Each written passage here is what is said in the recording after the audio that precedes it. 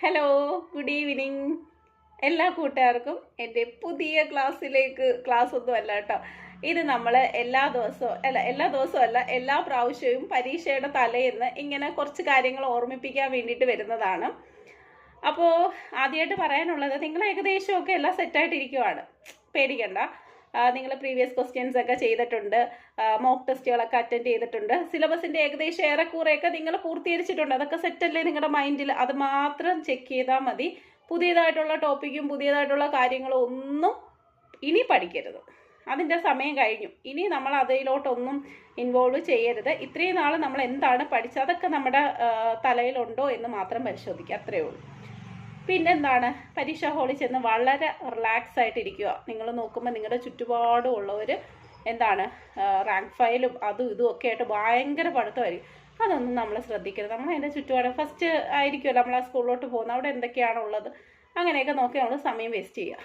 അല്ല അവിടെ പോയിരുന്ന് തകർത്ത് പഠിച്ച് ബാക്കിയുള്ളതും കൂടെ കളയരുത്.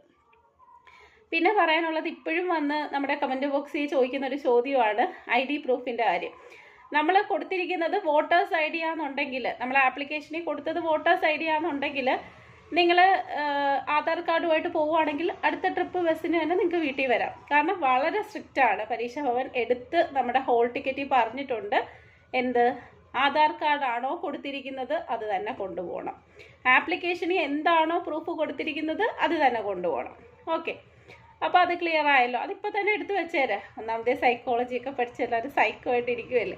അപ്പോൾ നാളെ ആകുമ്പോഴത്തേക്ക് നിങ്ങളത് മറക്കണ്ട, ഇപ്പോൾ തന്നെ എടുത്ത് വെച്ചേരെ. 2 തെളിയുന്ന പേനയും ഈ ID പ്രൂഫ് ഹോൾ ടിക്കറ്റും എടുത്ത് ബാഗിൽ സെറ്റ് ചെയ്ത് വെച്ചേരെ. നാളെ ആകുമ്പോഴത്തേക്ക് ഭക്ഷണമൊക്കെ കഴിച്ച് വെള്ളമൊക്കെ കുടിച്ച് ഒരു കുപ്പി വെള്ളമൊക്കെ ആയിട്ട് പോകും കേട്ടോ. വാച്ചിൻ്റെ കാര്യം വലിയ കുഴപ്പമില്ലെന്നാണ് എനിക്ക് തോന്നുന്നത്. എന്നാലും ടീച്ചേഴ്സ് ഡിപ്പെൻഡ് ചെയ്തിരിക്കും.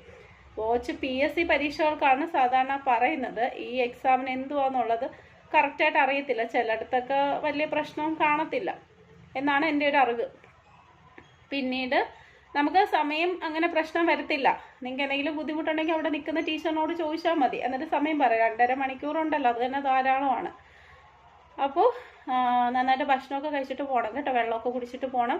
ടെൻഷൻ ആവരുത്. ബബിൾ ചെയ്യുന്ന സംഭവങ്ങളൊക്കെ കറക്റ്റായിട്ട് തന്നെ ബബിൾ ചെയ്യണം, അല്ലെന്നുണ്ടെങ്കിൽ അവർ മാറ്റി തരത്തില്ല. അപ്പോൾ അതൊക്കെ ശ്രദ്ധിച്ചോണം. LP UP ഓർമ്മയുണ്ടല്ലോ അല്ലേ? അപ്പോൾ അതൊക്കെ ഓർത്ത് വേണം പരീക്ഷയ്ക്ക് വേണ്ടിയിട്ട് പോകാൻ വേണ്ടിയിട്ട്.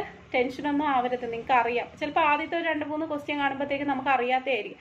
ഒന്നും കണ്ട് ടെൻഷൻ ആവണ്ട. 150 ക്വസ്റ്റ്യൻസ് അല്ലേ നിരന്ന്, മനസ്സിലായോ? അപ്പോൾ അത് എഴുതിയില്ല എന്ന് പറഞ്ഞൊന്നും നമുക്ക് പ്രശ്നമില്ല. നമുക്ക് നെഗറ്റീവ് ഒന്നും കിട്ടത്തില്ല. എല്ലാം ഇങ്ങനെ അറ്റൻഡ് ചെയ്തേക്കണം കേട്ടോ.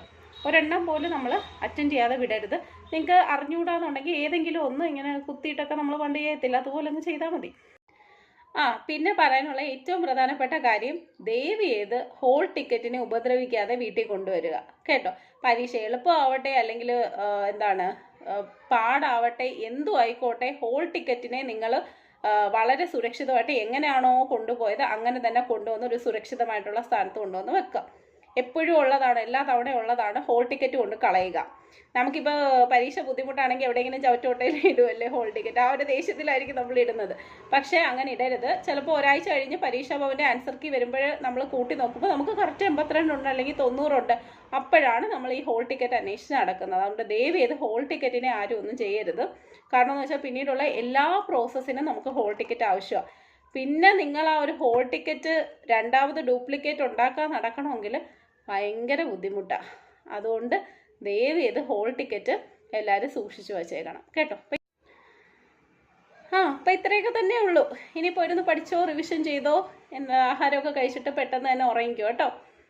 അപ്പോൾ നിങ്ങൾ വിചാരിക്കുമോ, ഞങ്ങൾ നല്ല സാറന്മാരും ടീച്ചേഴ്സും ഒക്കെയാണ്, ഞങ്ങൾക്ക് ഇതൊന്നും പറഞ്ഞു തരേണ്ട ആവശ്യമില്ല, ഞങ്ങൾക്ക് ഇതൊക്കെ അറിയാം എന്ന് എനിക്കറിയാം. പക്ഷേ ഞാനാണെങ്കിൽ കൂടെ നമ്മൾ ആ ഒരു ലാസ്റ്റ് സ്റ്റേജിൽ നമുക്കൊരു ടെൻഷനും കാര്യങ്ങളും ഒക്കെ ഉണ്ടല്ലേ, നമുക്ക് ഓരോ തെറ്റുകളൊക്കെ പറ്റാറുണ്ട്.